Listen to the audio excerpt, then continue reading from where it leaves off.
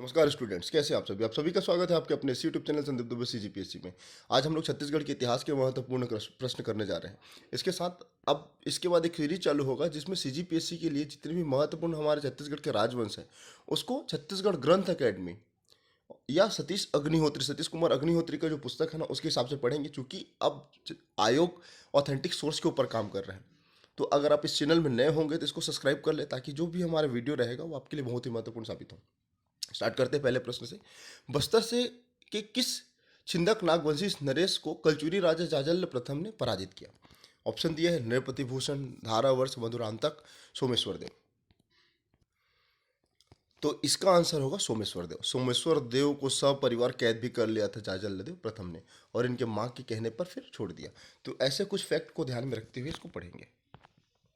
दूसरा प्रश्न है कि 15 अगस्त 1947 को रायपुर के गांधी चौक में किसने झंडा फहराया? तो इसका आंसर मैं बता दूं आपको, वामनराव लाखे ने। और एक नाम और याद रखिएगा, पुलिस लाइन सिविल लाइन में आर के पाटिल जी ने, ये भी रायपुर के आर के पाटिल जी।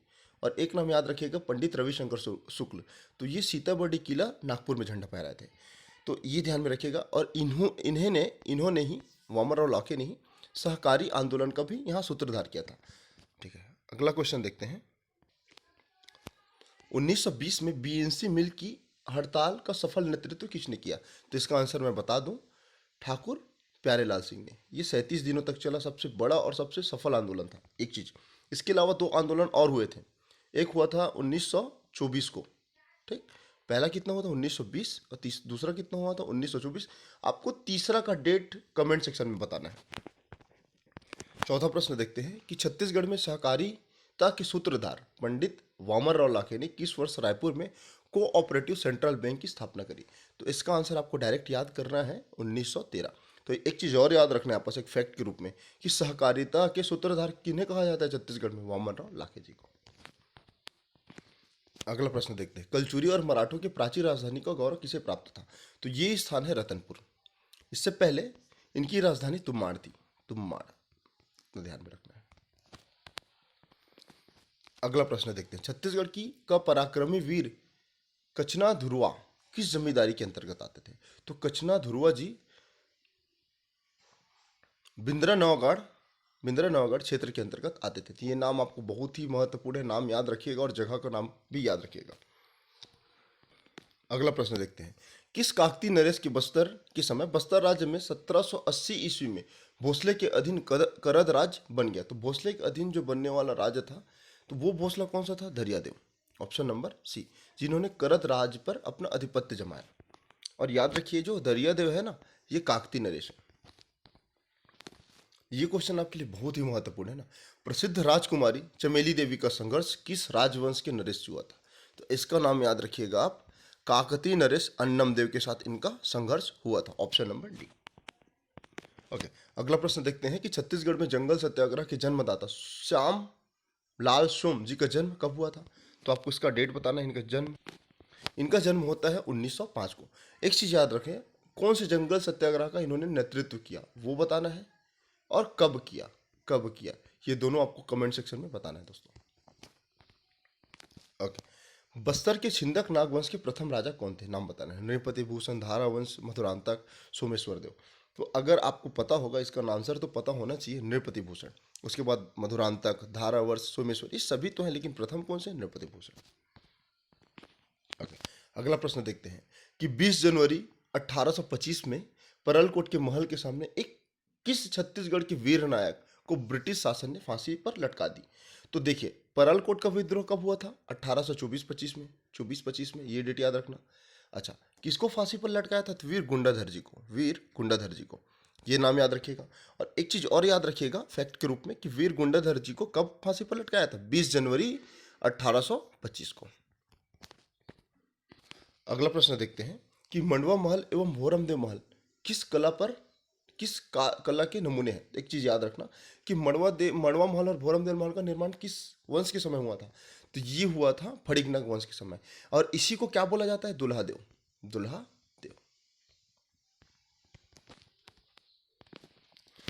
1910 की महान क्रांति भूमकाल के सूत्रधार किन्हें माना जाता है? तो चूंकि आपको इनका नाम याद होना चाहिए, कालेंद्र सिंह। इस समय बस्तर के जो शासक थे उनका नाम आपको फिर से कमेंट सेक्शन में करना है। तो ये महत्वपूर्ण प्रश्न आपको बताना चाहिए, क्योंकि जब आप इसको पढ़ेंगे तो आपको चीज़ें ज़्यादा क्लियर होंगी। जितने भी मैंने आपसे अभी तक क्वेश्चन करा है उसका आंसर आप कृपया करके कमेंट सेक्शन में बिल्कुल करिए। मराठों द्वारा 1790 ईस्वी में शासन की सुविधा के लिए संपर्क क्षेत्र में उनके अपने परगने को विभाजित किया। तो परगने का प्रमुख अधिकारी को क्या कहा जाता है, इसको कई प्रकार से पूछ सकते हैं। तो इनको कहा जाता है कमाविजदार। कमाविजदार, ऑप्शन नंबर सी। अगला प्रश्न देखते हैं। ठाकुर हनुमान सिंह ने अपने 17 भारतीय सिपाहियों के साथ एक विद्रोह प्रारंभ किया था। इन्होंने क्या किया कि सिडवेल की हत्या कर दी। ओके, तो इनको फांसी कब हुआ था ये बताना है आपको। एक्चुअल में ना फांसी नहीं, कब विद्रोह प्रारंभ हुआ था ये बताना है। तो ये विद्रोह प्रारंभ हुआ था 18 जनवरी 1858 को। एक चीज याद रखना। दूसरा, जब इनको फांसी हुआ था तो ये डेट बताना है कि फांसी कब हुआ था। चलो इसको मैं बता देता हूँ। कुछ फैक्ट को ध्यान में रखते हैं। हनुमान सिंह जो थे ना, हनुमान सिंह वो कौन थे? बैसवाड़ा के राजपूत थे। इनको छत्तीसगढ़ का मंगल पांडे कहा जाता है। छत्तीसगढ़ का मंगल पांडे किन्हें कहा जाता है? हनुमान सिंह को मंगल पांडे जी। ओके, याद रखना। 18 जनवरी 1858 को इन्होंने सिडवेल की हत्या कर दी। और हनुमान सिंह कौन थे? ये तीसरे बटालियन या टुकड़ी के सर्जेंट मतलब के एक सिपाही थे, और इन्हीं के जो प्रमुख थे, मेजर थे, सर्जेंट मेजर, उनकी हत्या कर दी। नाम क्या है? सिडवेल। 19 जनवरी को ये पकड़ा गए। ठीक है, लेकिन ध्यान में रखना ये 17 दोस्त इनके सहयोगी थे और खुद एक तो 18 लोग थे। मंगल पांडे के नाम से जाने वाले हनुमान सिंह तो यहाँ से फरार हो गए, लेकिन बाकी 17 को गिरफ्तार कर लिया गया और इनको फांसी होती है 22 जनवरी 1858। तो ये डेट आपको ध्यान में रखना है। विद्रोह का प्रारंभ 18 जनवरी और फांसी 22 जनवरी। अगला प्रश्न देखते हैं। प्रसिद्ध सोना खान जमींदारी किस तहसील के अंतर्गत आता था? तो ये था ना, ये बलौदा बाजार के अंतर्गत आता था। कुछ महत्वपूर्ण फैक्ट को ध्यान में रखना। 1857 की क्रांति होने से पहले 1856 को ये विद्रोह स्टार्ट होता है, प्रारंभ होता है। ओके, कौन थे सोना खान के जमींदार? शहीद वीर नारायण सिंह। कारण क्या था? जितने भी अकाल पीड़ित को अनाज उपलब्ध कराने के लिए ना, वीर नारायण सिंह ने कसडोल के जो व्यापारी थे ना, माखन लाल का गोदाम लूट दिया। तो होता क्या है, 24 अक्टूबर को 1854 में 1856 में कैप्टन स्मिथ ने अनाज लूटने के आरोप पर शहीद वीर नारायण सिंह को संबलपुर से गिरफ्तार कर लिया। ओके, और होता क्या है, जैसे ये होता है ना, 24 तारीख को गिरफ्तार किया जाता है, 24 अक्टूबर को, और ये 27 अगस्त को वहाँ से फरार हो जाते हैं। 27 अगस्त को फरार हो जाते हैं, ये डेट याद रखना।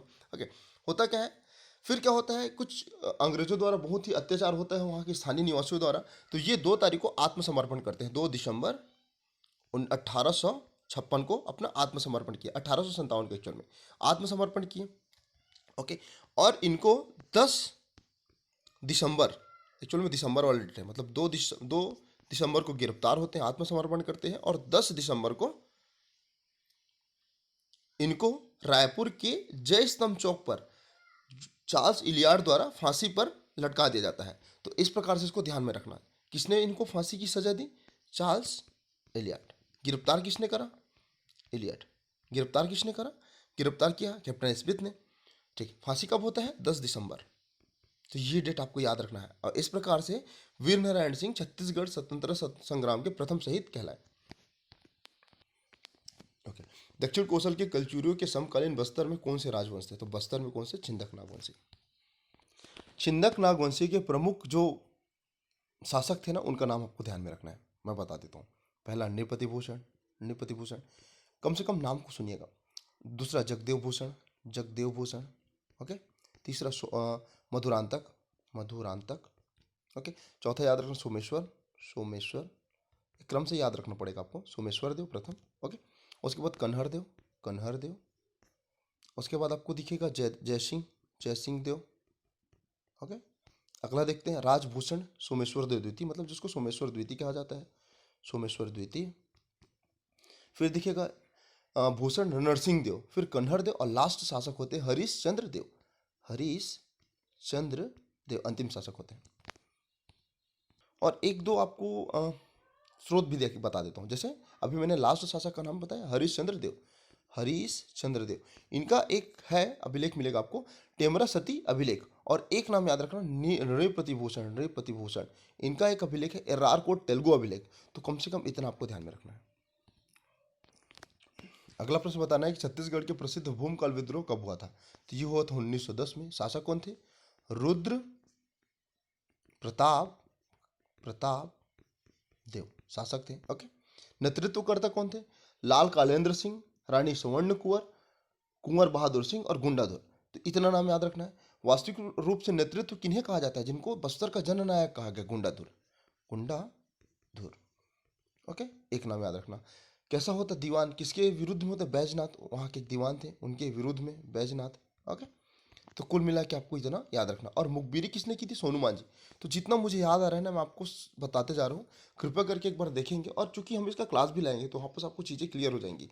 तो एटलीस्ट आपके दिमाग में इतना होना चाहिए, क्योंकि आपने एक बार पढ़ लिया होगा तो आपको रिकॉल हो रहा होगा। किस राजा के समय जगदलपुर के टाउन प्लानिंग के अनुसार चौराहों का शहर बनाया? जिसका नाम याद रखिएगा, रुद्र प्रताप देव जी के समय।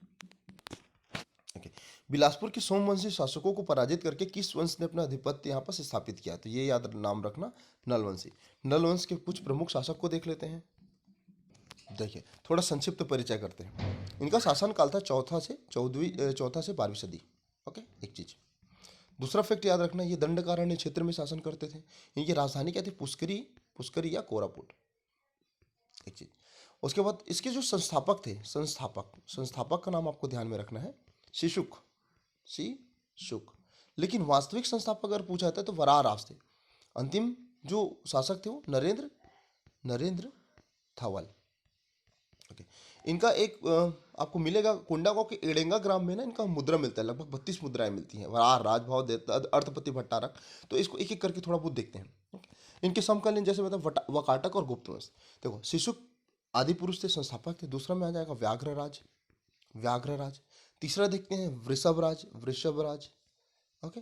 चौथा देखते हैं वराहराज, वास्तविक संस्थापक। फिर भवदत्त। उसके उनके पुत्र कौन थे? अर्थपति भट्टारक। आगे देखते हैं स्कंदवर्मन। ओके। उसके बाद स्तंभवर्मन। फिर देखते हैं नंदराज। विरूपाक्ष, पृथ्वीराज आ जाएंगे एक नाम, विरूपाक्ष। और विलासतुंग, इसको आपको ध्यान में रखना है, विलासतुंग। ठीक है। फिर पृथ्वी व्याघ्र, भीमसेन और अंतिम रहते हैं नरेंद्र धवल। थोड़ा फैक्ट में जाते हैं। ठीक है। वराहराज के बारे में अगर मैं बात करूं तो वास्तविक संस्थापक थे। इनकी 29 स्वर्ण मुद्राएं मिली। ठीक है। और एडेंगा, कोंडागांव के एडेंगा ग्राम में। एक चीज। दूसरा देखते हैं भवदत्त वर्मन। तो भवदत्त वर्मन के बारे में बता दूं, ये महाराजा और भट्टारक की उपाधि प्राप्त की। इनका एक एक ताम्रपत्र, रिद्धिपुर ताम्रपत्र, इतना ध्यान में रखना। उसके बाद अर्थपति वकाटक से जोड़ते हैं, लेकिन अभी ज़्यादा इसमें समय नहीं लेंगे। वर्थपति भट्टारक, इनकी एक ताम्रपत्र केसरी बेड़ा। उसके बाद स्कंदवर्मन। इसके बाद आते स्कंदवर्मन। इनका क्या था? शिलालेख पोड़ागढ़। और पोड़ागढ़ में जो विष्णु मंदिर का निर्माण इन्होंने करवाया। और सबसे महत्वपूर्ण बन जाता है विलासतुंग के बारे में आपको बता दूं कि राजिम शिलालेख जो 700 से 740 के आसपास निर्माण करवाया, इसमें छत्तीसगढ़ के प्राचीन इतिहास के बारे में जानकारी मिलती है। इनके पिता कौन थे? विरूपाक्ष। और पिता मतलब उनके दादाजी कौन थे? पृथ्वीराज। तो इन्होंने 7वीं से 8वीं शताब्दी पर राजीव लोचन मंदिर का निर्माण कराया, जो पंचायतन शैली में है। एक चीज, क्योंकि ये वैष्णव धर्म के स्वावलंबी थे, इस कारण राजीव लोचन मंदिर जो है ना, वो विष्णु मंदिर है। विष्णु मंदिर।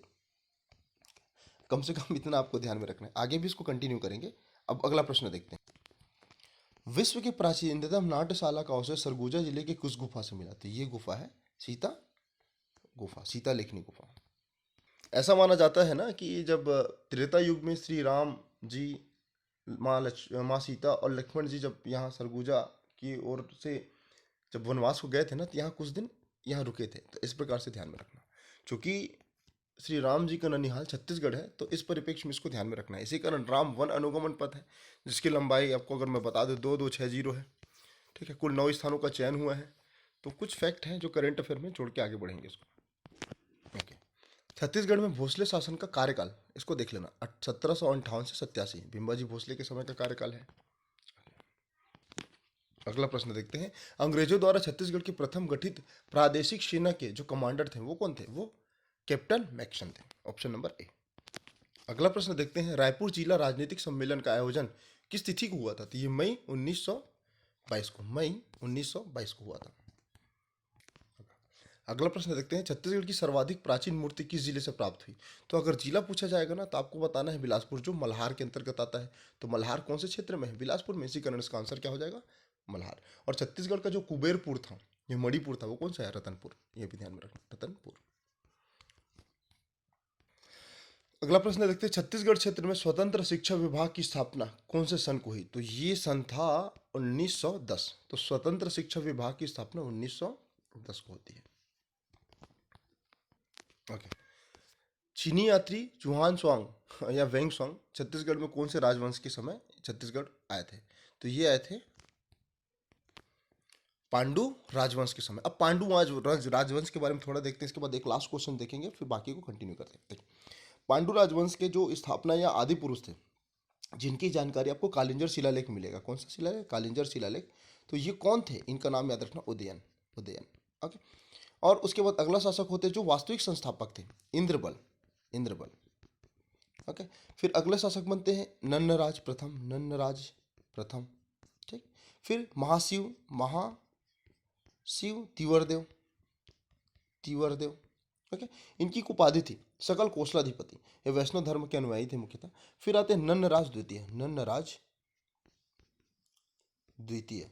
नन्नराज द्वितीय। ठीक। उसके बाद देखते हैं चंद्रगुप्त। चंद्रगुप्त। अगला शासक होते हैं हर्षगुप्त। हर्षगुप्त। हर्षगुप्त के बारे में थोड़ा सटीक या थोड़ा संक्षिप्त में इसके बारे में जानकारी लेते हैं। हर्षगुप्त का विवाह मौखरी राजवंश जो पेंड्रा वाले क्षेत्र में थे, वाष्टा देवी से हुई उनका विवाह। ठीक। एक चीज। दूसरा, इनके जो पुत्र थे ना, उनका नाम था बालार्जुन, है ना। और इन्होंने ही सिरपुर पर लक्ष्मण मंदिर का निर्माण करवाया। लक्ष्मण मंदिर का निर्माण करवाया। स्थापत्य कला का उदाहरण था, नागर शैली में निर्मित था। कैसे ईंट थे? लाल रंग के। तो ये कुछ फैक्ट आपको ध्यान में रखना है। और याद रखना है विष्णु जी को मंदिर था। उसके बाद इनके पुत्र होते हैं महाशिव बालार्जुन। इनका कार्यकाल कम से कम 595 से लेकर लगभग 655 के आसपास था। और इन्हीं के समय में 639 में वेंगसांग छत्तीसगढ़ में आए। ये परम महेश्वर थे। ये बौद्ध धर्म को भी मानते थे, वैष्णव धर्म को भी मानते थे, शैव धर्म को भी मानते थे। मतलब स्वर्णिम युग भी कहा जा सकता है इनकी युग को। ओके। और बौद्ध विहार का निर्माण हुआ था इन्हीं के शासनकाल में। तो इस प्रकार से आप इसको ध्यान में रख सकते हैं। ओके। आगे बढ़ते हैं। स्वतंत्रता सेनानी सुरेंद्र साय जी किस क्षेत्र से संबंधित थे? किस क्षेत्र के जमींदार थे? ये संबलपुर थे। अगला प्रश्न है कि 10 दिसंबर 1857 को ब्रिटिश शासन में वीर नारायण सिंह को रायपुर के किस स्थान पर फांसी दी? तो ये जयस्तंभ चौक, जैसे मैंने आपको बताया था। अगला प्रश्न देखते हैं कि पंडित सुंदरलाल शर्मा को किस शासक ने 18 गांव भेंट दिए थे? तो ये कांकेर के नरेश थे। पट्टा मत दो आंदोलन किस स्वतंत्रता सेनानी ने चलाया था? ठाकुर प्यारेलाल सिंह ने। देखिए अगला प्रश्न है कि निम्नलिखित में से किस छत्तीसगढ़ के राष्ट्रीय आंदोलन में योगदान नहीं था? किन व्यक्ति का? शिवदास डागा पढ़ते हैं था, गोपाल डागा भाई थे, देवीकांत झा थे, लेकिन नीरज यदु के बारे में नहीं पढ़ते थे। इसका आंसर क्या आएगा? Option number D. इस वीडियो का लास्ट प्रश्न देखते हैं कि मध्य प्रांत का नींव कब रखा गया? तो ये डेट याद रखना 1861 में। वायसराय कौन थे तब? वायसराय थे कैनिन। ओके। और इन्हीं के समय मध्य प्रांत का गठन हुआ था। और 1862 में 3 जिले बने। संभाग बने। 60-61 में संभाग बना। ओके। जिले बनते हैं। पहला तो जिला बना। ओके। कौन कौन सा? रायपुर, बिलासपुर, संबलपुर। 62 में क्या बनता है फिर? संभाग। छत्तीसगढ़ एक संभाग, रायपुर संभाग। तो अब अगर आपको ये वीडियो अच्छा लगे तो कृपया करके चैनल को सब्सक्राइब करके ही रखें, क्योंकि इसमें बहुत सारे वीडियो आने वाले हैं। जितने भी मेरे नोट्स हैं उसको मैं आपके साथ शेयर करूँगा। तो मिलते हैं अगले वीडियो में। God bless you all.